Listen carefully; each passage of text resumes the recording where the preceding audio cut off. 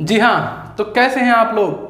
मैं विशाल शर्मा स्वागत करता हूं आप सभी का आपके अपने YouTube channel competition and you, प्रतियोगिता और आप, चाहे प्रतियोगिता कोई सी भी हो। फिलहाल हमारा जो टॉपिक चल रहा है हिंदी में, आज हम शुरू करने वाले हैं छंद को। छंद एक बहुत ही मुख्य टॉपिक है और अक्सर एग्जाम में पूछा जाता है। तो यहाँ से शुरू करते हैं छंद की। वैसे छंद का जो शाब्दिक अर्थ होता है, अगर हम इसके शाब्दिक अर्थ की बात करते हैं छंद के, तो इसका शाब्दिक अर्थ होता है खुश करना। क्या करना? खुश करना। खुश करने को आह्लादित भी कहते हैं। क्या कहते हैं? आह्लादित भी कह देते हैं। खुश करना अर्थात आह्लादित करना। पर इसके अंदर जो हमें मुख्य रूप से चीज देखने के लिए मिलती हैं, वो मिलती हैं वर्ण और मात्रा।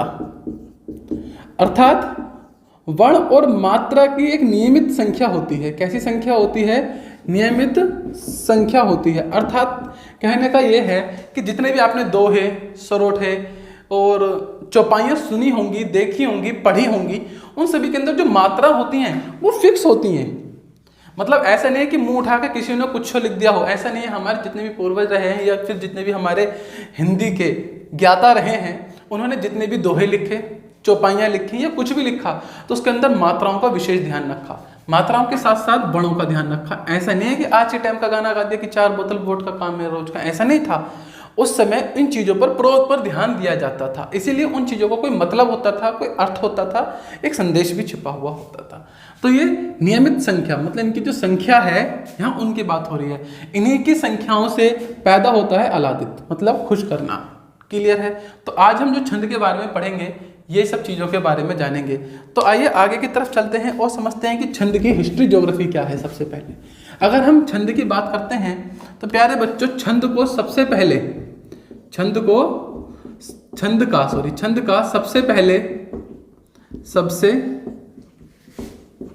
पहले वर्णन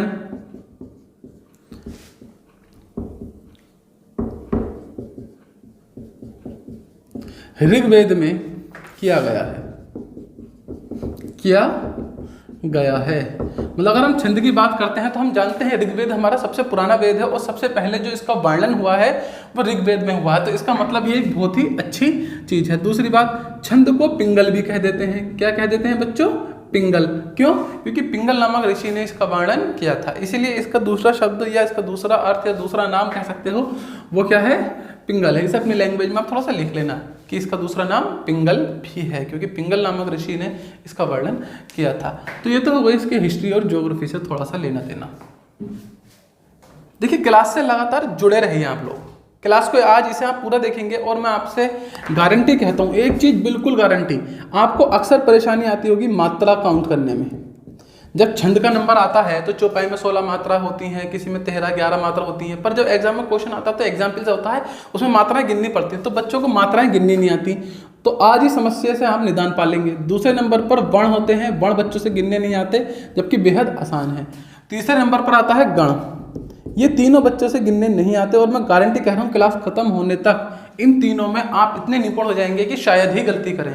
कन्फर्म इतने निपुण हो जाएंगे, मात्रा गिनना सीख जाएंगे, वर्ण गिनना सीख जाएंगे और गण भी गिनना सीख जाएंगे, बेहद ही आसान और सरल तरीके से। तो आइए बात करते हैं कि छंद के कितने अंग होते हैं। छंद के कुछ अंग होते हैं, अर्थात जो छंद होता है उसके अंदर किन्हीं चीज़ों का प्रयोग होता है। तो सबसे पहले नंबर 1 पर हम लिख लेंगे जिनका इसके अंदर प्रयोग होता है, उसे कहते हैं पद, पाद या फिर चरण।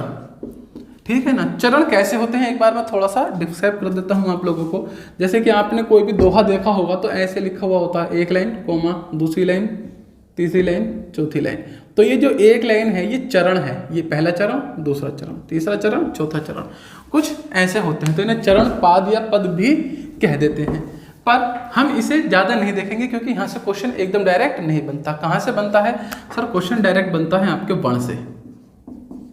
जी हाँ, अगर हम वर्ण की बात करते हैं तो वर्ण से डायरेक्ट क्वेश्चन बनता है और वर्ण के साथ साथ रहती है आपकी मात्रा, और यहाँ से भी क्या होता है? डायरेक्ट क्वेश्चन बन जाता है। वर्ण और मात्रा मोस्ट इंपोर्टेंट टॉपिक है। इसके बाद आता है संख्या और क्रम। इन्हीं का संख्या आ जाता है, क्रम आ जाता है। संख्या, क्रम। अगर हम नंबर 4 की बात करते हैं तो इसमें आ जाता है प्यारे बच्चों गण। क्या आ जाता है? गण आ जाता है। अगर हम नंबर 5 की बात करते हैं तो इसके अंदर आती है गति। क्या जाती है? गति। नंबर 6 की बात करते हैं तो इसका आता है यति या फिर विराम। और नंबर 7 की बात कर लेते हैं तो प्यारे बच्चों इसके अंदर आता है आपका तुक। क्या जाता है? तुक। तो ये 1 2 3 4 5 6 7 चीज़ें होती हैं, परंतु हमारे लिए जो एग्जाम की दृष्टि से मुख्य रूप से इम्पोर्टेंट है वो ये है। चलिए संख्या और क्रम भी ले लेते हैं, और ये 3 चीज। तो सबसे पहले हम इन तीनों को ही समझेंगे और उसके बाद क्लास के एंड में इन्हें ओरली समझ लेंगे, ठीक है ना। क्योंकि मुख्यतः यहाँ से सवाल नहीं बनता है और बच्चों को परेशानी यहीं पर होती है इन्हें काउंट करने में, समझने में, देखने में, वर्ण और मात्रा। तो आज जो मुख्य काम होगा इन्हीं के ऊपर होगा। और चलिए इनका जो मुख्य काम है उसे शुरू कर लेते हैं। इसे आप नोट कर लेंगे। ये सब क्या है? ये सब है प्यारे बच्चों छंद के अंग। क्या है? छंद के अंग हैं। मतलब एक छंद के अंदर ये सब चीजें हो सकती हैं या होती आई हैं या होती रहेंगी, ठीक है। तो आइए शुरू कर लेते हैं। सबसे पहले वर्ण और मात्रा को समझ लेते हैं। ये है तो है क्या? वर्ण और मात्रा। देखिए बहुत ही अच्छे तरीके से समझ में आने वाला है वर्ण और मात्रा। ये मेरा वादा है आपसे, बहुत ही अच्छे तरीके से समझ में आएगा। एक तरफ मैं लिख लेता हूँ वर्णों को और एक तरफ लिख देता हूँ मैं मात्रा। इनमें अंतर क्या है ये भी समझेंगे, है ना। इनका अंतर क्या है हम उसे भी जानेंगे और इसकी सारी डिटेल को आज अच्छे से समझेंगे। अब यहां पर क्या है? वर्ण और अक्षर एक ही बात है। कैसे है आओ समझते हैं। इसकी जो डिटेल के साथ पढ़ेंगे और समझेंगे आज बड़े ही आराम से। एक स्वर वाले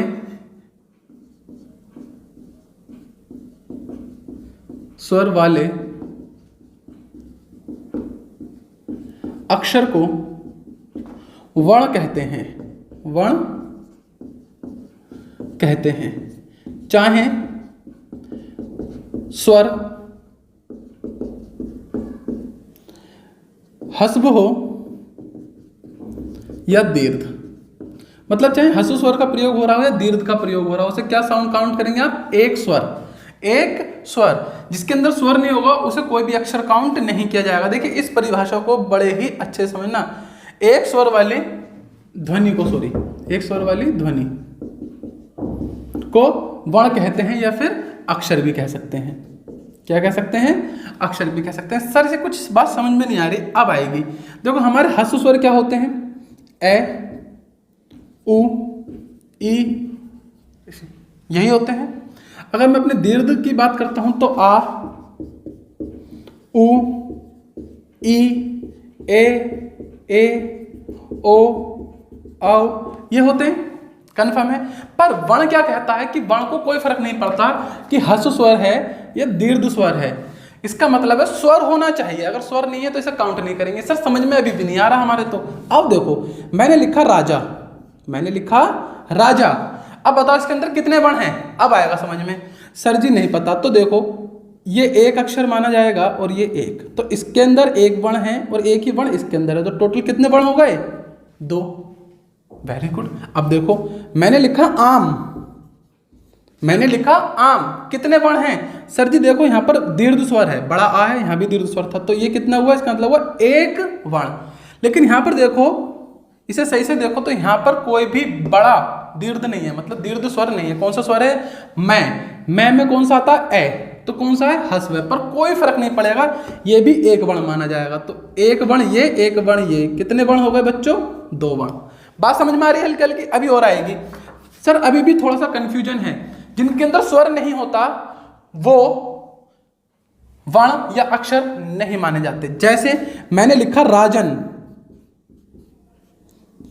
बताओ कितने वर्ण हैं इसके अंदर? तो एक वर्ण ये हो गया, एक वर्ण ये हो गया, तो कितने वर्ण हो गए इसके अंदर भी? 2।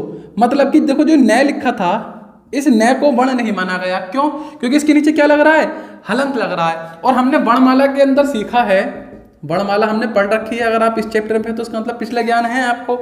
वर्णमाला के अंदर क्या सीखा था बच्चों? वर्णमाला में सीखा था, एक लिखा है कै और एक लिखा है ये वाला कै। तो इस वाले कै के अंदर स्वर है। कौन सा स्वर है इसके अंदर? कै, ए आ रहा है इसके अंत में, तो इसमें ए स्वर है। पर जिसके नीचे हलंत लगा हुआ होता है ना, या तो इसे आधा व्यंजन कहते हैं या फिर इसे पूर्ण व्यंजन, मतलब व्यंजन कह देते हैं। या तो इसे आधा शब्द कह देते हैं या व्यंजन कह देते हैं। मतलब इसके अंदर क्या नहीं होता? इसके अंदर स्वर नहीं होता। और परिभाषा यही बता रही है, एक स्वर वाली ध्वनि को अक्षर या वर्ण कहते हैं, चाहे वह स्वर ह्रस्व हो या दीर्घ। मतलब जिसके अंदर कोई स्वर नहीं होगा उसे काउंट नहीं किया जाएगा। तो मैंने लिखा राजन, तो राजन में कितने वर्ण हैं? 2, एक तो रा में और एक जा में। ना के अंदर कोई वर्ण नहीं माना जाएगा। क्यों? क्योंकि इसके नीचे हलंत लग रहा है। सर अभी भी कंफ्यूजन है, अभी भी कंफ्यूजन है, मात्रा हटाई देते हैं, पहले वर्ण को भी क्लियर कर लेते हैं। अभी भी कंफ्यूजन है। मैंने लिखा, चलिए कोई एक शब्द मैं बताता हूं, मैंने क्या लिखा, एक शब्द ले लेते हैं, लिखा कृष्ण। मैंने लिखा कृष्ण, तो कै के अंदर एक वर्ण है, क्लियर, और ष के अंदर एक वर्ण है, थोड़ा क्लियर लिख देता हूं, कै श ण, क्लियर है। इसके अंदर कितना वर्ण है? सर जी इसके अंदर है एक वर्ण। इसके अंदर कितना वर्ण है? सर जी एक वर्ण। पर श के अंदर एक भी वर्ण नहीं है। क्यों? क्योंकि इसका क्या मतलब होता है? ये होता है ये वाला श, जिसके नीचे हलंत होता है। आधे का मतलब यही है ना, अभी भी सीखा हमने, क्लियर है। तो कितने वर्ण है? 2 वर्ण। अब मैंने लिखा मनोज, बताओ कितने वर्ण हैं? सर जी 3 वर्ण हैं। क्यों? एक मैं में, नो में और जय में, 1 वर्ण, 2 वर्ण, 3 वर्ण। समझ में आया? ऐसा कोई शब्द है नहीं पर मैंने लिख दिया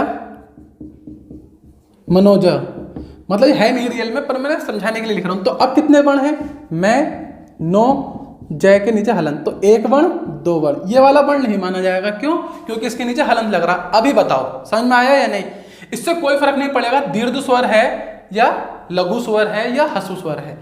दीर्घ स्वर को भी और ह्रस्व स्वर को भी कितना वर्ण गिना जाता है? सर जी 1 वर्ण गिना जाता है। मैंने लिखा माता, मैंने लिखा माता, बताओ कितने वर्ण हैं? 1 वर्ण ये हुआ और 1 वर्ण ये हुआ, सर जी 2 वर्ण हो गए। मैंने लिखा मात, अब बताओ कितने वर्ण? सर जी 1 वर्ण है। क्यों? क्योंकि ये वाला वर्ण, बस तय के नीचे हलंत लग रहा है, इसके अंदर कोई वर्ण नहीं है। अभी क्लियर हुआ या नहीं हुआ? तो हम वर्ण गिन पाएंगे अगर कहीं पर हमें लिखा हुआ मिल जाए या कुछ ऐसी चीजें मिल जाए कि वर्ण गिनने पड़े एग्जाम के अंदर, तो हम वर्ण गिन लेंगे या नहीं? कोई कंफ्यूजन? बड़े एक ही मात्रा है कोई फर्क नहीं पड़ता, छोटी मात्रा कोई फर्क नहीं पड़ता, बस इतना है कि मात्रा होनी चाहिए। मतलब कि वर्ण के अंदर जो है स्वर होना चाहिए, मात्रा कह रहा हूं, सॉरी, क्या होना चाहिए? स्वर होना चाहिए कोई ना कोई। जिसके नीचे हलंत लग रहा है उसमें कोई स्वर नहीं होता, जो आधा व्यंजन उसमें कोई स्वर नहीं होता, सिर्फ इतना। तो अब हमें वर्ण गिनने में कोई परेशानी नहीं होगी। अब मात्रा की तरफ चलते हैं। मात्रा में बच्चों को काफी कंफ्यूजन रहता है। आज आप पाएंगे कि वर्ण, मात्रा, ये सब आपकी फिंगरप्रिंट पर होगा, ये मेरा वादा है। अभी जहां तक मैं समझता हूं तो वर्ण में तो परेशानी नहीं होने वाली होगी आप लोगों को, क्योंकि वर्ण इजी है, थोड़ा सा ज्यादा टफ वर्ण है नहीं, तो वर्ण में तो शायद परेशानी ना हो आप लोगों को। अभी क्लियर है? चलते हैं मात्रा की तरफ कि मात्रा क्या बताती है आपको, है ना? मात्रा से आपको क्या मिलता है? मात्रा भी 2 प्रकार की होती है। एक होती है हमारे पास ह्रस्व, एक होती है दीर्घ। होती कौन कौन सी हैं? वही सब, ए, उ, ई, र, और बाकी सब किस में आ जाती है? दीर्घ में। जैसे आ, उ, ई, ए, ओ, आओ, ये सब किस में आ गई? दीर्घ में आ गई। ह्रस्व, दीर्घ। अब मात्रा कहते किसे हैं? इन सब के उच्चारण काल को मात्रा कहते हैं, अर्थात स्वर के उच्चारण काल को मात्रा कहते हैं। मतलब कि जिसे बोलने में जितना समय लग रहा है उसके हिसाब से मात्रा है। आ बोलने में अधिक समय लगता है ए बोलने के हिसाब से, तो आ क्या हुआ? दीर्घ स्वर। तो ए कैसा हुआ? लघु स्वर या ह्रस्व स्वर। एक चीज और बता दूं, दीर्घ स्वर को गुरु स्वर भी कहते हैं। दीर्घ कहो या गुरु कहो, बात एक ही है, कभी एग्जाम के अंदर आप कंफ्यूज हो जाएं। इसे लघु कह देते हैं। क्या कह देते हैं? लघु स्वर। तो इस चीज का भी आप थोड़ा सा ध्यान रखेंगे। तो अब उच्चारण काल को क्या कहते हैं प्यारे बच्चों? मात्रा कह देते हैं। जो भी इसमें समय लगता है उसके हिसाब से दीर्घ और लघु में बांटी हुई हैं। क्लियर है? लघु और दीर्घ में बांटी हुई है। अब यहाँ पर मेन बात आती है कि मात्रा की गणना। मात्रा की गणना कैसे हो? मतलब जैसे अभी अभी हमने सीखा था वर्णों की गणना कैसी हो, वर्णों को कैसे काउंट करते हैं, ये हमने देखा। तब मात्रा में देखते हैं। देखो मैंने लिखा राजा, मैंने लिखा राजा। अब देखो रा में क्या है और जा में क्या है, समझेंगे। रा पे बड़ा का डंडा है, मतलब दीर्घ स्वर। और दीर्घ स्वर को कितनी मात्रा गिना जाता है? 2 मात्रा। इसका एक साइन है, वो ये है। आपको एग्जाम में साइन से कोई लेना देना नहीं होगा खास, पर पता होना चाहिए, क्योंकि आपको आंसर लगाना हो, साइन लिख के नहीं दिखाना। तो इस साइन का मतलब ये ऐसा बनना है, ये क्या है आपके लिए? 2 मात्रा। और ह्रस्व स्वर के लिए होती है 1 मात्रा। इसका साइन सीधा डंडा है 1। क्लियर है? तो मैं ये साइन लगाकर 2 ये लिखूंगा ताकि आप कंफ्यूज ना हो। सही है? तो ह्रस्व स्वर का मतलब होता है 1 मात्रा और दीर्घ स्वर का मतलब होता है 2 मात्रा। अब बताओ रा के अंदर कौन सी मात्रा लग रही है? सर जी बड़ा आ लग रहा है, बड़ा का डंडा। तो कितनी मात्रा होगी? सर इसके अंदर 2 मात्रा होंगी। सही? इसमें भी बड़ा का डंडा लग रहा है, सर इसमें कितनी मात्रा होंगी? इसमें भी 2 मात्रा होंगी। तो कितनी मात्राएं हुई? 4 मात्रा। कंफ्यूज मत होना। अगर मैं राजा में ही कहूं कि वर्ण बताओ, वर्ण कितने होंगे, ये तो मात्रा हो गई। मैं कहूं वर्ण कितने होंगे, तो रा और जा, 1 वर्ण 2 वर्ण, 1 वर्ण 2 वर्ण, तो कितने होंगे? 2 वर्ण। इसके अंदर बड़ा आ, छोटा ई, छोटा ऊ से कोई फर्क नहीं पड़ता। क्लियर है? पर मात्रा में पड़ता है ना। चलिए अब मैंने लिखा राज, तो इसके अंदर कितनी मात्राएं हैं? इसके अंदर क्या आ रहा? बड़ा आ। और बड़े आ का क्या मतलब है? 2 मात्रा। जा के अंदर क्या आ रहा? छोटा आ। तो छोटे आ की कितनी मात्रा? 1 मात्रा। तो टोटल कितनी मात्रा हुई? सर जी 3 मात्रा हो गई। कितनी मात्रा हो गई? 3। बताओ, पता कर लोगे नहीं? मैंने लिखा राजू, तो इसके अंदर क्या आ रहा है? सर जी बड़ा आ रहा है। इसके अंदर क्या आ रहा है? सर जी बड़ा ऊ आ रहा है। अब बताओ बड़े आ की कितनी मात्रा है? सर जी बड़े आ की तो 2 मात्रा हैं। अब कहो सर जी बड़े ऊ की कितनी मात्रा है? सर जी बड़े ऊ की भी 2 मात्रा है। तो कितनी मात्रा आ गई? 4 मात्रा आ गई। अभी समझना, आज इसे पढ़ने के बाद आप कहीं भी जाके मात्रा गिन लेना, गलत नहीं होंगी, मेरा वादा है। इतना क्लियर है? आओ, मैंने लिखा अकेला, मैंने लिखा अकेला, तो बताइए छोटा आ है, कितनी मात्रा होंगी? सर जी छोटा आ है तो 1 मात्रा होगी, नहीं होगी? 1 मात्रा। अब है के, ये लिखा के में कितनी मात्रा होंगी? तो छोटे ए की मात्रा लग रही है, ये रहा छोटा है। कौन सा है? दीर्घ में आता है। किस में आता है? दीर्घ में। तो कितनी मात्रा होंगी? सर जी 2 मात्रा होंगी। यह ला के आगे क्या है? आ का डंडा, मतलब बड़ा आ। तो बड़े आ की मात्रा कितनी है? सर जी 2 है। टोटल मात्रा कितनी हो गई? सर जी 5। कन पाएंगे? मैंने लिखा रीता, रीता, तो री में कौन सी आई? सर जी इसमें तो बड़ी ई की मात्रा है और इसके अंदर क्या लिखा है? बड़ा आ। आप चाहो तो ऐसे लिख लिया करो स्टार्टिंग में, जब अगर आप बिगिनर हैं तो लिख लें। तो ई लिखा, बड़ा ई, ये रहा। कितनी मात्रा आएंगी? सर जी 2 मात्रा। मैंने लिखा आगे ता में क्या है? बड़ा आ। तो बड़े आ की मात्रा कितनी? सर जी 2। कितनी मात्रा हो गई रीता में? 4 मात्रा। कंफर्म हो रहा है? अभी और होगा, अभी और होगा, और आप देखते देखते आज इसके महारथी बन जाएंगे, ये कंफर्म है, बनेंगे। बिल्कुल नहीं छोड़ूंगा जब तक कि ना सीख जाएं आज इसके अंदर। तो ये तो सर बड़े आसान है, ये तो हमने बहुत सारी किताबों में भी पढ़ रखे हैं बड़े को, लेकिन दिक्कत तो हमें कहीं और हो रही है सर। पर कहाँ हो रही है दिक्कत? हमें दिक्कत हो रही है सर जी, अगर मैंने लिखा अंकित, अब बताओ, मैं एक बार से अलग अलग लिख देता हूं, अंकिता। तो देखो ता के अंदर तय है, छोटा आ का स्वर आ रहा है, कितनी मात्रा? सर जी 1। कौन सी की मात्रा है? सर जी छोटी ई की मात्रा है।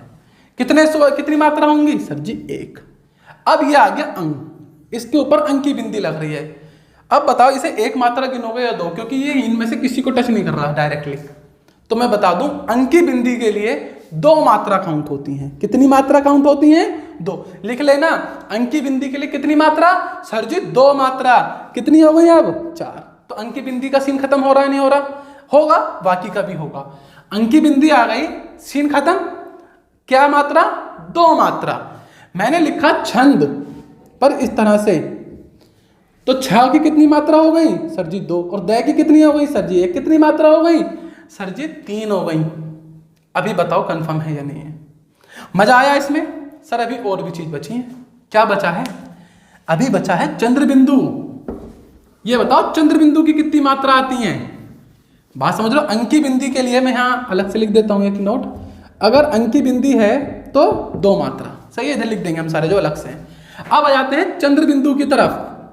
ये वाला चंद्र बिंदु, वहां हम 1 मात्रा लगाएंगे। जहां चंद्र बिंदु होगा तो चंद्र बिंदु की कितनी मात्रा? 1। अब याद रखना, सिर्फ इस बिंदी की मात्रा 2 और चंद्र बिंदु की मात्रा 1 होती है, यहां कंफ्यूज मत हो जाना। इसके अलावा आ जाता है ये वाला विसर्ग, इसकी मात्रा कितनी है सर जी? इसकी मात्रा भी 2 है। अगर विसर्ग लगा हुआ दिख गया तो कितनी मात्रा होंगी? 2 होंगी। अब देखो एग्जाम्पल के तौर पर मैंने लिखा अतः, तो ए की मात्रा 1 और इसकी मात्रा 2, तो टोटल मात्रा 3। मैंने लिखा इंदु, इसकी मात्रा कितनी आएंगी सर जी? 2 आएंगी। इसमें कैंसिल हो गया छोटा ऊ, तो छोटा ऊ का मतलब हस स्वर 1 मात्रा, कितनी आएंगी? 3। अभी बताइए समझ में आ रही है चीज, नहीं आ रही है? एकदम ही क्रांतिकारी तरीका है, सिंपल तरीका है, दिमाग में उतर जाने वाला तरीका है, मात्रा गलत नहीं होनी दी जाएंगी आपकी। तो सर ये तो समझ में आ गया, पर क्या इसके अलावा कुछ और होता है? हाँ सर 2 चीजें और होती हैं, उनका और पता चल जाए तो मजा आ जाएगा। कौन सी होती हैं 2 चीजें? मैंने लिखा अग्र, तो सर अब ये जो नीचे रा लग गया, इससे कैसे मात्रा कंफर्म होगी? इसमें 1 मात्रा लगाएं या 2 लगाएं? बिल्कुल समझेंगे आप। इसकी मात्रा कितनी होनी चाहिए सर? आओ देखो, तो ए की मात्रा कितनी सर जी? 1, क्योंकि छोटा आ है। इसकी मात्रा कितनी भैया? इसकी मात्रा भी 1 होती है, बट लेकिन परंतु जब जब ये रा लगा हुआ मिलेगा तो इससे पहले जो भी होगा, चाहे 1 मात्रा है चाहे 2, अगर 1 है तो उसे दुगना कर दोगे। कितना बना दोगे? 2 बना दोगे। अगर वो पहले से 2 है तो कोई फर्क नहीं पड़ेगा। जैसे मैंने लिखा, समझो मैं एक जगह लिखा अग्र, तो गा पे कितनी, ए पे कितनी मात्रा लगेंगी? अब 2। वैसे कितनी है? ए की मात्रा कितनी है? वैसे 1 है। मैं समझा रहा हूं, ए की मात्रा कितनी होती है? वैसे 1, पर 2 क्यों है? क्योंकि अगले में रे लग रहा है। बात समझ रहे हैं आप मेरी? कंफर्म। अब गै की मात्रा कितनी बची? तो सिर्फ गै बचा, तो इसकी 1 बची। कितनी मात्रा हो गई? 3। लेकिन मैंने लिखा आग्र, मान लो, तो अब ये ऑलरेडी कितनी है? अब तो ये आ वैसे भी 2 है, तो इसका कोई फर्क नहीं पड़ेगा, ये अब भी 1 रहेगा। बात समझ में आ रही है मैं क्या कह रहा हूं? अगर यहां पर सिंगल मात्रा होती है, क्योंकि ए का मतलब तो सिंगल मात्रा 1 मात्रा है, पर अगले में रै लग रहा है, तो ये अपने से पहले वाले को दुगना कर देगा, मतलब कि दीर्घ में बदल देगा। बात समझ में आ रही है या नहीं? देखो बहुत ही इंपॉर्टेंट है, दिमाग में उतर जाना चाहिए। ठीक है, चलिए आगे चलते हैं। मैंने लिखा वक्र, तो देखिए रा आया।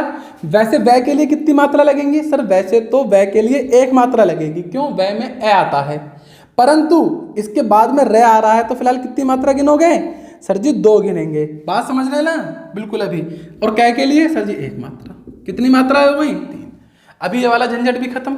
ठीक है, इसका मतलब कि थ्योरी लिख लेना कि जब जब ये शब्द मिलेगा तो ये अपने से पहले वाले को दुगना कर देगा, दीर्घ में बदल देगा, बस इतना, या फिर उसकी 2 मात्रा लगानी होंगी। ऐसा समझेंगे आप। क्लियर है या नहीं? अच्छा, कुछ बच्चे इसे दूसरे तरीके से याद करेंगे। सर जी इतना झंझट ना करके हम ऐसे याद कर लें कि जब ये मिलेगा तो इसे दुगना कर दें, हम इसे तो 1 ही रहने दें, इसे दुगना कर दें, तो ऐसे में बच्चा गड़बड़ हो जाएगी। क्यों गड़बड़ हो जाएगी? देखो जैसे इसमें तो इसे 2 है, इसे भी 2 मान लोगे तो मात्रा 4 नहीं हो जाएंगे। तो ये हमेशा क्या करता है? अपने से पहले वाले को दुगना करेगा। अगर वो पहले से दीर्घ है तो कोई परेशानी नहीं, अगर वो लघु है, 1 मात्रा है, तो उसे 2 मात्रा बना देगा। सही बच्चा? चलिए इसे लिख लेना, इन चीज़ों को फिर मिलती नहीं है, बच्चा परेशान रहता है, इधर से उधर भटकता रहता है। अभी और कुछ बचा है क्या? हमने विसर्ग सीख लिया, चंद्र बिंदु सीख लिया, अंग बिंदी सीख ली, रा सीख लिया, अब क्या बचा? अभी बचा है, अब मान लो मैंने लिखा एक जगह कै, एक जगह क्रय और एक जगह ये वाला रे। अब बताओ किसमें कितनी मात्रा है? सर जी ये तो सिंपल है, इसके अंदर 1 ही मात्रा है। सही। सर जी ये भी सिंपल है, इसके अंदर भी 1 मात्रा है। क्यों? क्योंकि ये अपने से पहले वाले को बड़ा करता है, स्वयं पे कोई असर नहीं पड़ता, तो ये भी है। अब बताओ इसके नीचे रा है, ये वाले रा का क्या सीन करते हो? सर जी ये भी 1 मात्रा काउंट होगा। क्यों? क्योंकि ये वाला जो रा है ये होता है आपका। बात समझ में आ गई? ये वाला होता है, बात समझ रहे हो? तो ये किस में आता है? हस्व में, मतलब 1 मात्रा में। कंफ्यूजन तो नहीं है अभी? वेरी गुड, मैं लिख देता हूं ऐसे करके, 1 मात्रा होगी। सही है, नीचे वाले रा में बिल्कुल गारंटी है, आज बच के नहीं जाएगा, ये 100% बच के नहीं जाएगा। अभी एक चीज बच रही है सर जी, एक चीज बच रही है अभी भी। कौन सी? राजन। राजन में हलंत लग गया सर, हलंत वाले का क्या करना है? हलंत वाले का क्या करना है? जिसके अंदर हलंत लग गया है उसे 1 मात्रा गिने, 2 मात्रा गिने, 3 मात्रा गिने। आओ समझ तो, अगर मैं इसे सिंपल लिख दूं रा, जा और न ऐसे, तो इसकी कितनी मात्रा? बड़ा आ है, तो सर जी 2 मात्रा करो। इसमें एक सिंपल है, छोटा आ है, कितनी मात्रा होंगी कायदे में? एक। इसमें कितनी मात्रा होनी चाहिए सर जी? एक। बात समझना, पर काम कैसे बनेगा? गलत हो रहा है शायद। अगर ये आएगा, जैसे कि अभी अभी हमने सीखा था अग्र, तो ये क्या करता था, अपने से पहले वाले को कैसी मात्रा बना देगा? बड़ी मात्रा। तो ये भी सेम काम करता है। तो इसका मतलब अगर ये सेम काम कर रहा है तो जय के अंदर कितनी मात्रा होनी चाहिए? 1 + 1 अर्थात 2। जैसे ये वाला रे काम कर रहा था, सेम ये वाला हलंत भी वैसे ही काम करता है। ये अपने से पहले वाले को बड़ा कर देता है, अपने से पहले वाले अक्षर को क्या कर देता है? बड़ा कर देता है। तो जा को क्या गनेंगे आप? 2 मात्रा गिनेंगे आप। बात समझ में आ गई या नहीं आ गई? अब बताओ कुछ बचा जहां पर आप ना कर पा रहे हो, ना समझ पा रहे हो? अभी बताइए आप, कंफर्म है? तो जब जब हलंत आएगा तो वो अपने से पहले वाले को मात्रा को बड़ा कर देगा, और वो मात्रा पहले से ही 2 है तो कोई छेड़छाड़ नहीं करेगा, ऐसे ही रहेगा। जैसे कि मैंने लिखूं राजान, राजान लिख दिया मान लो, तो इस टाइम इसकी मात्रा 2, इस टाइम इसकी मात्रा 2 है ही, तो कोई फर्क नहीं पड़ेगा। अगर ये सिंगल होता तब भी 2 आती, डबल है तब भी 2 आती। कहने का मतलब ये किसके कारण? हलंत के कारण। तो अभी बताइए प्यारे बच्चों, मजा आया इसमें? नहीं आया? सर जी मजा तो बहुत आया और हम सीख भी गए। नहीं, अभी नहीं सीखे। अभी मैं एक एग्जाम्पल के थ्रू सिखाऊंगा आपको। आज ये बात दिल दिमाग फेफड़ों में तो नहीं होती, खैर दिल दिमाग में बस जाएगी, है ना, और बहुत ही अच्छे से बसने वाली है। अब हम लिखेंगे सर जी एग्जाम्पल। आइए एक एग्जाम्पल लिख लेते हैं और देख लेते हैं ये कैसे काम करता है। हमने लिखा एग्जाम्पल के तौर पर बंदऊ गुरुपद पदम परागा। क्लियर है? हमने लिखा बदऊ गुरुपद पदुम परागा। पदुम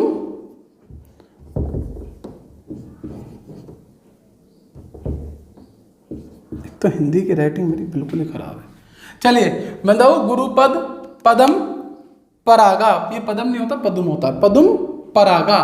अब आपको इसमें मात्रा गिन के दिखाओ कितनी होती हैं भैया।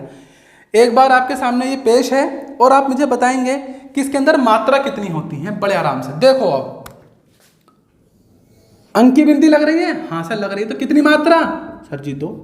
दै तो अकेला है, ना बड़ा आका डंडा, ना अंक की बिंदी, ना कुछ, तो कितनी मात्रा? सर जी 1। चंद्र बिंदु है, कितनी मात्रा आएंगी? सर जी 1। टोटल कितनी हो गई? 4 मात्रा। कन्फर्म? आगे आ गए।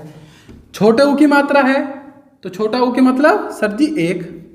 इस पे भी छोटा ऊ है मतलब ए। पै का 1 मात्रा, दै की 1 मात्रा। टोटल कितनी मात्रा? सर जी 4।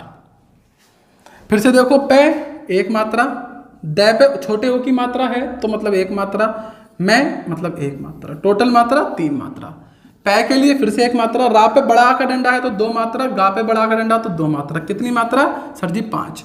टोटल कितनी हो गई? आओ काउंट कर लेते हैं। 4 4 8, 8 और 3 11, 11 और 5 सर जी 16। तो मतलब 16 मात्रा हो गई। ये क्या हो गया? चौपाई। क्योंकि चौपाई में कितनी मात्रा होती हैं? सर जी 16 मात्रा होती है। अभी बताओ मात्रा गिन लोगे या नहीं? चौपाई वगैरह क्या होती है अभी बताएंगे आगे चलकर, है ना। फिलहाल हम मात्रा गिनना सीख रहे हैं। सर जी ये तो बहुत ही आसान है, जहर आसान हो गया। अब बताओ अगर ये आएगा तो क्या मात्रा नहीं गिन पाओगे? गिन लेंगे सर जी। अब तो ये तो अब जहर आसान हो गया, अब कुछ नहीं बचा इसके अंदर। बिल्कुल सही से कंठस्थ कर लेना, क्योंकि क्वेश्चन जब बनेगा तब मैं नहीं चाहता ये ना हो। क्लियर है? मैं बोलता हूं रहमन पानी राखिए, बिन पानी सब सून, पानी गए ना उबरे, मोती मानुष चून। मात्रा गिन के बताओ कितनी होती है इसके अंदर। पहले इसे लिखना और फिर मात्रा बताना। तो ये मात्रा वाला पोर्शन समाप्त करते हैं। अब मैं जहां तक समझता हूं आप सभी मात्रा में महारत हासिल कर चुके हैं। 1-2 बार नोट्स को पढ़ लेंगे बनाते हुए। बनाने के बाद उसके बाद क्या होगा, ये आपके दिमाग से नहीं निकलेंगे। ठीक है ना। इससे ज़्यादा आसान तरीके से भैया मात्रा शायद ही आप लोगों ने कहीं पढ़ी होंगी, कहीं समझी होंगी। अब कुछ नहीं बचता इस वर्ण और मात्रा में। अब आप वर्ण भी काउंट कर लेंगे और मात्रा भी काउंट कर लेंगे, कोई परेशानी आपको नहीं होगी। अब चलते हैं आगे की तरफ। अब है गण। छंद के अंदर आता है गण। बिल्कुल इंपोर्टेंट चल रहा है और आजकल तो करंट में चल रहा साहब। हर दूसरे एग्जाम में देखने को मिल जाता है, अगला कोई काम नहीं है इसे। और देखो गण का, पहली बात है गण का सर शाब्दिक अर्थ क्या होता है? इसका जो शाब्दिक अर्थ है प्यारे बच्चों वो है समूह। क्लियर है? और ये जो समूह तैयार होता है ये 3 वर्णों से मिलकर तैयार होता है। कितने वर्ण होंगे प्यारे बच्चों इसके अंदर? 3 वर्ण। ना तो एक वर्ण ज्यादा होगा ना एक वर्ण कम होगा, हमेशा 3 वर्ण होंगे। कितने होंगे? 3 वर्ण होंगे। ये याद रखना, बहुत काम आएगा। अब जो ये गण होते हैं ये गण होते हैं 8 प्रकार के। कितने प्रकार के होते हैं सर जी? ये गण होते हैं आपके 8 प्रकार के। 8 कैसे कैसे होते हैं ये समझ लो। इसके लिए एक फॉर्मूला बनाया हुआ है। फॉर्मूला समझते हैं? ओके। ये माता राजभान सलगा। मैंने लिखा ये माता राजभान सलगा। क्लियर है? सर जी कुछ समझ में नहीं आ रहा ये क्या होता है। अब देखो आएगा। यह माता राजभान सलगा से क्या बनेंगे? 8 प्रकार के गण बनेंगे। जैसे कि सबसे पहले क्या लिखा है? यह, तो क्या बना? यगण। क्लियर है? यह गण, गण शब्द ये रहा, यह यहां से ले लिया, ऐसा समझ लो। कोमा। अगला है मैं शब्द। आ का डंडा भूल जाओ, कोई परेशानी नहीं है। मैं से क्या बनेगा? मगण। अगला क्या है? तय, तो क्या बनेगा? तगण। फिर क्या है? रे, तो क्या बनेगा? रगण। अब तो आपको समझ में आ गया होगा क्या होने जा रहा है। जय, तो क्या बनेगा? जगण। भय, तो क्या बनेगा? भगण। न, तो क्या बनेगा? नगण। क्लियर है? से, तो क्या बनेगा? सगण। पर ये होंगे गिनती के कितने? 8। मतलब कि 1 2 3 4 5 6 7 और 8। कंफर्म? अर्थात इन दोनों का यूज नहीं है, केवल ये रिदम बनाने के लिए बनाए गए हैं। यह माता राजभान सलगा, इसका यूज होगा आगे चलकर, है ना। तो ये याद कर लेना, यह माता राजभान सलगा। इन्हें इस तरह से याद करने में भूल सकते हो आप। सही है? अगर ये याद हो गया तो सभी का आगे गड़ गड़ गड़ गड़ लगाना है, आपका काम बन जाएगा। सर ये है क्या? यूज क्या है इसका? करेंगे कैसे? याद करके हो क्या जाएगा इसे याद करके? आओ इसी पर चर्चा करते हैं और समझते हैं। अब देखा आपने कि हर एक के अंदर कितने वर्ण हैं? 3 वर्ण।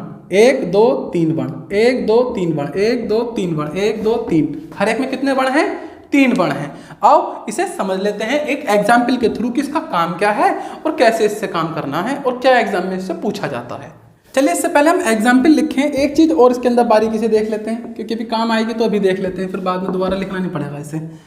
जैसे कि हमने अब ये तो समझ में आ गया इतना कि इससे ये सब बन गया, इससे और भी कुछ बनेगा। क्या बनेगा? आओ देखते हैं, फिर एग्जाम्पल देखेंगे। तो ये है यगण। इसमें कुल कितने वर्ण हैं? वर्ण तो 3 हैं, ये समझा, पर कैसे हैं देखो। ये लिखा है ये माता। यगण का क्या है? यह माता। इतना 3, स्टार्टिंग के 3 देखोगे आप। क्या देखोगे? स्टार्टिंग के 3। तो यह के अंदर यह 1, माँ का 2, ता का 2, क्योंकि बड़ा आ और बड़ा आ कितनी मात्रा है? 2 2। बात समझ में आई? तो इसके अंदर यगण के अंदर टोटल कितने होंगे? 5 मात्रा। मगड़ में आ जाओ। अब मगड़ कहां से कहां तक होगा? वही 3, मैं से 3 यहां से। अब यह छूट गया, समझना, यह को छोड़ दिया, कहां तक होगा? 3 तक। तो देखो इसके अंदर कितनी मात्रा? 2। इसके अंदर कितनी? 2। इसके अंदर कितनी? 2। तो टोटल कितनी हो गई? 6। समझ में आ रहा है हल्का सा? देखो फिर देखो, अभी मैं बताता हूं, फिर से लिख देता हूं क्योंकि कई बार लिखना पड़ सकता है।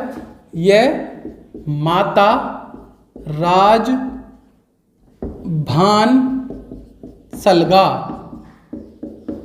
तो हमने यह से यगण कर लिया, मगण कर लिया। अब आएंगे तगण पर। तगड़ कहां से शुरू है सर? यहां से शुरू हो, तो यहां से 3, 1 2 3, इतने को देखोगे। तो पहले में कितने हैं? 2, दूसरे में कितनी? 2, तीसरे में जय है तो 1 मात्रा। ऐसे ही है ना? कितनी मात्रा होंगी इसकी? 5 मात्रा। क्लियर है? अब आया रगण। रगण कहां से शुरू होगा? अब आप देखो, सेंस करना, कहां से शुरू होगा सर? रा से शुरू होगा। तो रा से आगे के 3 वर्ण ले लो, 1 2 और भा तक 3 हो गए, 3 वर्ण। तो रा में कितनी मात्रा? 2। जय में कितनी मात्रा? 1। भाप के साथ आका डंडा भी, तो कितनी मात्रा सर जी? 2। टोटल कितनी हो गई? रगड़ में कितनी मात्रा होंगी? 5। अब बताओ आया जगण। जगण कहां से शुरू होगा सर? जय से। कितने तक? 3 तक। तो जय भय ना। तो जय में कितनी मात्रा है? 1। भा में कितनी है सर जी? 2 मात्रा। और नय में कितनी है सर जी? 1। तो टोटल 4। समझ में आ रहा है ना? देखना थोड़ा सा यहाँ से पेचीदा, पर सब कुछ ये मात्रा राजभान सलगा से बन जाएगा। बेहद ज़्यादा गर्मी लग रही है पर हम पढ़ा रहे हैं तो इसीलिए आप सामने देखेंगे, पेशेंस रखेंगे। जो तपता है वही कुछ बनता है। असली आग में तप के ही सोना निकल कर आता है, सोने की निखार सामने आती है, तो वही आपको बनना है। अगला है जगण के बाद भगण। तो कहाँ से शुरू होगा सर जी? भय से शुरू होकर कहाँ तक चलेगा? 3 तक चलेगा। भा ना, मैं हटा देता हूँ उन्हें वरना कन्फ्यूजन बन जाएगा। भान, पूरा एक शब्द है यहाँ पर, भान है ना। तो भगण आ गया, तो भा न से। बताओ भा में कितनी मात्रा है सर जी? 2। न के अंदर कितनी है सर जी? 1। से में कितनी है सर जी? 1। कितनी आ गई सर जी? 4। अगला है नगण। तो नगण कहाँ से शुरू होगा सर? ना से। कितनी तक? ले तक। तो एक मात्रा एक मात्रा एक मात्रा, एक एक एक, टोटल कितनी मात्रा? 3। अगला है सगण। अब देखो यहाँ पाया लगा का यूज, सलगा, माता राजभान, यह माता राजभान सलगा, तो यहाँ से सलगा ये वाला आखिरी वाला। तो एक मात्रा से की ले की 1, इसकी 2, 1 1 2, कितनी मात्रा हो गई सर जी? 4। अब बताओ समझ में आया इतना? ये है मेन। अगर गण सीखना है तो इसे 2 बार 3 बार देख लेना प्यारे बच्चों। कई बार कुछ बच्चे होंगे सर जी बोर होगा, दिमाग के ऊपर से उतर गया, क्लास लंबी है, लेकिन जो टिकेगा वही कुछ करेगा। बाकी तो बंद करके चैनल बैठ सकते हैं, कोई परेशानी नहीं है, पर कोई एक भी इसे सीखेगा तो वीडियो बनाना सफल हो जाएगा।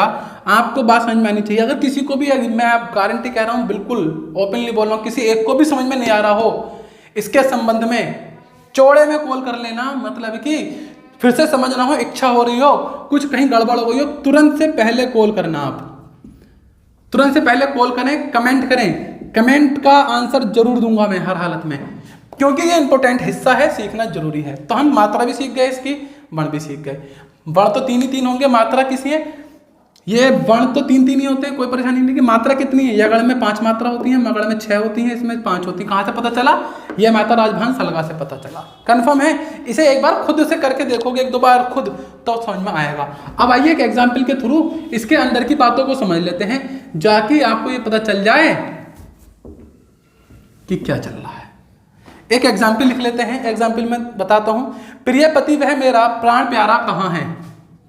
लिखा, प्रिय पति वह मेरा प्राण प्यारा कहाँ है? प्राण प्यारा कहाँ है? हमने लिखा प्रिय पति वह मेरा प्राण प्यारा कहाँ है। तो सबसे पहले इसके अंदर आपको गिनने पड़ेंगे वर्ण कितने हैं। तो एक वर्ण, दूसरा वर्ण, तीसरा, चौथा, 5 6 7 8 9 10 11 12 13 14 15। आइए आधा पाए तो कोई पहले बताया था आधे का कुछ वर्ण नहीं गिना जाता। कितने वर्ण हैं? 15। क्लियर है? अब तो 15 वर्ण हैं तो कितने गण आ सकते हैं? क्योंकि टोटल कितने हैं? 15 हैं। और एक गण में कितने वर्ण होते हैं सर जी? 3। तो इसका मतलब इसके अंदर कितने गण होंगे? 5 वर्ण होंगे। क्यों? जब एक गण में 3 हैं तो 3 पंजे 15, तो इसका मतलब कितने गण होंगे? इसके अंदर 5 गण होंगे। कौन कौन से गण हैं ये पता लगाना है। अब आपका सारा कंफ्यूजन दूर हो जाएगा। कौन कौन से गण हैं आपको ये पता लगाना है। आइए पता लगा लेते हैं बड़े आराम के साथ। देखो ये तो गिन लिया हमने वर्ण, अब है मात्रा का नंबर। ठीक है, मात्रा का नंबर है, गिन लेते हैं। आइए सर ये बताइए, ये लिखा प्रिय प, इतना कितनी मात्रा है शुरू के 3 में? सर जी शुरू के 3 में मात्रा देखो, प्रिय एक मात्रा छोटी ई है, एक मात्रा इसकी, एक मात्रा इसकी, तो कितनी मात्रा आ गई? इतने हिस्से में कितनी मात्रा आ गई? इतने में सर जी 3 मात्रा। अब बताओ इनमें से किसकी 3 मात्रा है और 3 मात्रा कैसी होनी चाहिए? 1 1 1। सर जी यह है नगण की 1 1 1, समझ में? तो इस वाले हिस्से में क्या जाएगा? पहला क्या है? नगण। क्लियर है? अगला देखो कहां से? तय से आगे ये 3 वर्ण, 3 ही लेने हैं आपको, 3 वर्ण लेने हैं। वर्ण आपको छांटने आते हैं। आप छोटी की मात्रा छोटा आ, यही है ना? समझ में आ रहा है ना? ती छोटी की मात्रा 1, वह के लिए एक मात्रा और है के लिए भी एक। ये किस में आ रहा है? फिर से नगण। कन्फर्म। अब आया मेरा प्रा यहां तक। तो मैं कैसे आता है सर जी? दीर्घ मात्रा दो, रा की भी दो मात्रा और प्रा के आगे भी आ का डंडा लग रहा तो दो मात्रा। ये किस में है सर? दो दो दो, मगण में 6 मात्रा। तो ये वाला हिस्सा कितना हुआ? मगण हुआ। अभी बताओ क्लियर है? एक और देखो आगे। अब कहां से गिनोगे? ड़ा से प्यारा तक, ड़ा से प्यारा तक। तो ड़ अकेला है एक मात्रा, आ का डंडा दो मात्रा, आ का डंडा दो मात्रा, एक दो दो। किसमें है? एक दो दो, ये रही सर यगण में, ये रहा यगण। अगला है कहां है इतना। तो कै के लिए एक मात्रा, हा के ऊपर चंद्र बिंदु है लेकिन आ का डंडा भी लग रहा तो आ के डंडे की दो मात्रा, और है पे ऊपर ए मात्रा होती है तो दो मात्रा, तो एक दो दो, फिर क्या हो गया? यगण। अभी मुझे बताओ कहीं कंफ्यूजन है या खेल खत्म है या सीख गए हो? अब ये पेचीदा है, मैं मानता हूं, एक्सेप्ट करता हूं, पर इतना नहीं है कि ना सीखा जाए, क्योंकि सब कुछ सिस्टमैटिक तरीके से, वैज्ञानिक तरीके से इसके अंदर समाहित है। यह माता राजभान सलगा। अब देखो इसका मतलब क्या है कि अगर किसी को आपको कोई एक लाइन दे दी जाए और कहा जाए इसके अंदर बताओ कितने गण हैं, तो पहले आपको वर्ण निकालने पड़ेंगे, वर्ण कितने हैं, फिर निकालना पड़ेगा मात्रा कितनी है, और फिर उन मात्रा से शुरू के 3-3 वर्ण लेकर पता करो कि उसके अंदर कितनी मात्राएं हैं। जैसे इसके अंदर 3 मात्रा थी तो 3 मात्रा किसके अंदर आती हैं? कौन से गण में आती हैं? सर जी नगण में आती हैं 3 मात्रा। तो ऐसे करना है आपको। अब कई जगह बच्चे कहेंगे देखो सर इसमें भी 5 है, इसमें भी 5 है, पर क्रम देखोगे 2 2 1 2 1 2, ठीक है ना? जो कि हमारा एक टॉपिक भी है किसके अंदर का, हमने सीखा था कि छंद के अंगों में क्रम होता है, तो ये क्रम वही वाला क्रम है ना?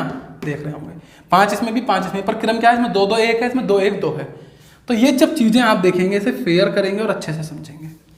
मैं समझता हूँ कि समझ में आ गया होगा, क्योंकि काफ़ी मेहनत मैंने अभी भी की है आप लोगों के लिए। गर्मी बहुत ज़्यादा तेज लग रही है, पर क्लास पूरी करेंगे जिससे कि टुकड़ों में ना पढ़ना पड़े आप लोगों को। ये बहुत ही क्रांतिकारी क्लास है, मज़ेदार क्लास है, ऐसी क्लास जिसमें मज़ा आ जाए सीखने में। आप लोगों को जरूर बताना आज की क्लास कैसी लगी, क्योंकि मेन 3 चीज़ होती हैं छंद के अंदर, वर्ण, मात्रा, गण। तीनों मैंने आपको सिखाए हैं, तीनों एक दूसरे से कनेक्टेड हैं और बहुत अच्छे से सिखाए हैं। तो मैं यही कहना चाहूँगा, चैनल को लाइक भी करें, सब्सक्राइब करें, शेयर करें। अगर चीज़ें पसंद आ रही हैं, दिमाग में उतर रही हैं, तो बिल्कुल कंफर्म तौर से पसंद करें इसे। चलिए अब चल लेते हैं जो छंद हैं, इसके अंदर ये चौपाई क्या होती हैं, छंद के अंदर चौपाई क्या होती हैं, और दोहा क्या होता है, सोरठा क्या होता है, इसकी तरफ चलते हैं। डायरेक्ट उतार के रखा है, क्योंकि ये सब लिखता तो थोड़ा ज़्यादा समय लग जाता है और वीडियो बेहद ज़्यादा लंबी होती है, अभी भी हो गई है, पर क्या है ना, इससे थोड़ा समय बचेगा, क्योंकि चीज़ें लिखनी तो थी, तो मैंने ये एक बार उतार दिया जिससे आप समझना है। तो हम यहाँ समझेंगे, आखिरी पॉइंट है छंद के भेद, कि छंद के भेद क्या होते हैं। तो बता दूं, छंद के वो 3 भेद हैं, वणिक छंद, मात्रिक छंद, मुक्त छंद। वणिक से वही है जो आप समझ रहे हैं, वर्ण को गिनना, मात्रिक से है मात्रा पे ध्यान देना है, मात्रा को गिनना, और मुक्त छंद है जिसके अंदर ना तो वर्णों की चिंता हो ना मात्रा की चिंता हो। मतलब क्या आपके हनी सिंह वाला मैटर आ गया, ये तो 4 बोतल वोडका वाला, मतलब कोई दिक्कत नहीं, कुछ भी गा दो, है ना। पर मुख्य रूप से ये 2, और एग्जाम के अंदर इससे ज़्यादा आता है, मैं आपको पहले बता दूं, किससे? मात्रिक छंद से। तो वणिक छंद में कुछ चीज़ें होती हैं। अब ये चीज़ें क्या है, कोई जो आप सुनते हैं किसी टाइप का हो, जैसे कि माना एक होता है प्रमाणिका। प्रमाणिका के अंदर कितने वर्ण होते हैं? 8। मतलब कि कोई लाइन लिखी है उसके अंदर 8 वर्ण हैं, तो वो क्या होगी? प्रमाणिका होगी। वर्ण आपको गिनने सिखा दिए, तो यहाँ पर कोई परेशानी नहीं होगी। पर ये याद होने चाहिए कि प्रमाणिका में कितने वर्ण होते हैं? 8। इंद्रव्रजा में कितने होते हैं? सर जी 11 वर्ण। मालिनी में कितने होते हैं? सर जी 15 वर्ण। पंचचामर में या फिर चंचला, दोनों अलग अलग हैं, में कितने वर्ण होते हैं? 16 वर्ण। धनाक्षरी में 31 वर्ण, रूप घनाक्षरी में 32 और देव घनाक्षरी में 33 वर्ण होते हैं। ये याद होना चाहिए, क्योंकि यहाँ से डायरेक्ट क्वेश्चन आता है, लिखा हुआ मिलेगा घनाक्षरी में कितने वर्ण पाए जाते हैं, तो आपको पता होना चाहिए सर इसके अंदर तो 31 वर्ण होते हैं। आते हैं मात्रिक छंद पर। मात्रिक छंद को 3 भागों में बांटा गया है, सम मात्रिक छंद, अर्ध सम मात्रिक छंद और विषम। पहले सम मात्रिक छंद को पढ़ लेते हैं, इससे एग्जाम्पल भी समझेंगे अभी। अहीर, तोमर, चौपाई, रोला, दिक्पाल, रूपमाला, गीतिका, हरिगीतिका, वीर्य, आला, ये मुख्य हैं और भी। तो अहीर में कितनी मात्रा होती है? 11। अहीर कभी ना कभी सुना होगा आपने, रेडियो पर आता है। तोमर में 12 मात्राएं होती हैं। चौपाई सुनी होंगी, जो अभी मैंने लिखा था, है ना, बंधु वाला। तो चौपाई में कितनी मात्रा होती है सर? 16। अब कुछ भी लिखा आप उसकी मात्रा गिन लो, उसमें जितनी मात्रा होंगी आप पता कर लेंगे क्या है। जैसे कुछ 4 लाइनें लिखी हैं आपने पढ़ा और पाया कि 26 मात्रा है, तो फिर जब 26 मात्रा हैं तो इसका मतलब वो क्या है, वो गीति का है। अगर 28 मात्रा है तो क्या है, हरि गीति का है। 31 मात्रा है तो वीर्य आला है। आला सुना होगा, ये भी रेडियो पर आते हैं, सब चीज़ें रेडियो पर आई हुई हैं, पुरानी चीज़ें हैं। तो इन सब की मात्राएं आपको ज्ञात होनी चाहिए। अब आगे चलते हैं, यह अर्धसम्मात्रिक। सर ये क्या है, इसमें आते हैं बरवे, दोहा, सोठा और उलाला। ये उलाला वही वाला उलाला है, मत समझ लेना जो गाना सुना है उलाला उलाला वाला है ना। चलिए, तो बरवे में कितनी मात्राएं होती हैं कि विषम मात्राएं होती हैं 12 और सम में होती हैं 7। अब सर ये हमें विषम और सम नहीं पता, अब यहां पर थोड़ा सा समझ लेते हैं, है ना। देखो ऐसे समझ लो, सही है। पहली बात तो ये चौपाई, रोला, दिक्पाल, इसमें क्या प्रत्येक चरण में बराबर मात्राएं होती हैं। किसमें, प्रत्येक चरण में। अब सर ये चरण क्या होता है, हमने जब छंद के शुरू में अंग की बात करी थी उसके अंदर चरण आए थे, तो मैं कुछ एक को लिख देते हैं। जैसे कि एक है रहीमन पानी राखिए, इस तरह से रहीमन पानी राखिए, कोमा, बिन पानी सब सून, पानी गए ना उबरे, पानी गए ना उबरे, मोती मानुष चून, मोती मानुष चून। तो ये कितनी लाइनें हो गई एक प्रकार की। ये लाइनें तो 2 हैं पर कितने पार्ट हैं, एक पार्ट ये इतना, ये दूसरा, ये तीसरा, ये चौथा। अगर इन सब के अंदर 16 मात्राएं, इसमें 16, इसमें 16, इसमें 16, इसमें है, तो क्या होगा, तो होगी चौपाई। अब फिर से देखो, जैसे कि 26 इसमें हो, 26 इसमें हो, 26 इसमें हो, 26 इसमें हो, तो क्या होगा, गीति का। बात समझ गए अभी। मतलब प्रत्येक चरण में बराबर मात्राएं होंगी तो कैसा होगा, सममात्रिक छंद। सममात्रिक मतलब प्रत्येक में बराबर मात्राएं होना, ठीक है।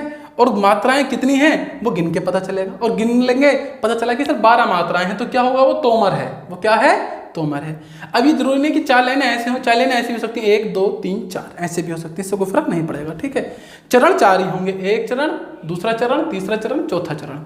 इतना आया समझ में। आगे बात करते हैं अर्धसम्मात्रिक। सर ये विषम और सम क्या है, ये ऐसा है कि इस वाली लाइन को 1 नंबर, इसे 2, इसे 3, इसे 4। तो जो 1 और 3 है ये कैसे हैं, विषम है। 2 और 4 कैसे, सम है, ये 2 से कट जाते हैं, ऐसा समझ लो, है ना। तो 1 और 3 में कैसी कैसी मात्राएं होंगी दोहा के लिए, विषम में 13, मतलब इसके अंदर भी 13 मात्राएं, इसके अंदर भी। विषम वालों में 13 मात्राएं, और जो सम वाले बचे उसमें कितनी मात्राएं, 11। बात समझ में आ गई इसका मतलब। जैसे बरबे हैं तो बरबे में विषम में कितनी मात्राएं, 12 यहाँ 12 यहाँ, और सम में 7 यहाँ 7 यहाँ। अब मान लो ऐसी दोहा सा लिखा है, कुछ 4 लाइनें लिखी हैं, आपने पढ़ा, तो पढ़ने के बाद आपने मात्रा गिनी तो इसके अंदर मात्रा निकली भैया 11। कितनी निकली, 11। इस वाले में निकली 13, फिर इसमें 11, फिर से 13, तो इसमें 11, इसमें 11 निकली, तो कौन सा होगा, विषम में 11 है, तो विषम में देखो सोठा में 11 है, और सम में कैसे निकली 13। अभी बात समझ में आ गई है, इस तरह से काउंट होती हैं। तो ये अर्धसम्मात्रिक कितने हैं, बरबे, दोहा, सोठा और उलाला। अब यहाँ पर एक चीज देखेंगे, दोहा और सोठा एक दूसरे के उल्टे हैं। इसमें विषम 13 है, इसमें सम 13 है, इसमें सम 11 है, इसमें विषम 11 है। तो यहाँ से भी क्वेश्चन उठता है कि एक दूसरे के उल्टे कौन से होते हैं, दोहे का उल्टा क्या है, सोठा का उल्टा क्या है, एक दूसरे के पूर्व कौन से। तो यहाँ से क्वेश्चन बनता रहता है, इसे आप याद रख लेंगे। आगे चलते हैं, समझ में आ रही है ना कहानी, क्या चल रहा है। फिर आता है विषम मात्रिक। इसमें क्या होता है कि 2 को मिलाकर 1 बनाया जाता है। जैसे कुंडलिया, तो कुंडलिया क्या होता है कि दोहा और रोला को मिलाकर बना, तो दोहा ये रहा और रोला ये रहा।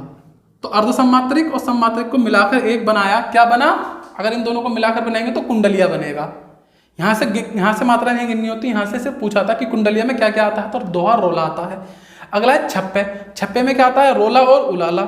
ये रहा रोला, ये रहा उलाला, इन दोनों को मिलाकर क्या बना, छप्पे बना। तो यहाँ से भी क्लियर हुआ। परंतु मैं फिर से कहूँगा, सारा खेल किसका है, वर्ण गिनने का, मात्रा गिनने का और गण गिनने का। वो आना चाहिए, ये याद होना चाहिए, कोई फर्क नहीं पड़ेगा। कोई भी 4 लाइनें 3 लाइनें लिखी हैं, आपसे पूछा बताओ दोहा है, सोठा है या रोला है, आपने क्या करा, उठा के मात्रा गिन ली, सब मात्रा निकली 26। तो पता चला सर ये ना तो रोला है, ना ही दोहा है, ना सोठा, ये तो गीति का है। बात समझ में आ गई ना। तो यहाँ से यूज ऐसे होते हैं। तो ये था आज का आपका एक बहुत बड़ा टॉपिक जिसे हम कहते हैं छंद। मिलते हैं आपसे अगली वीडियो में। ये वीडियो कैसी लगी जरूर बताएं, समझ में आया या नहीं आया। तब तक के लिए बाय बाय, आपसे मिलते हैं अगली वीडियो में। आपका दिन शुभ हो।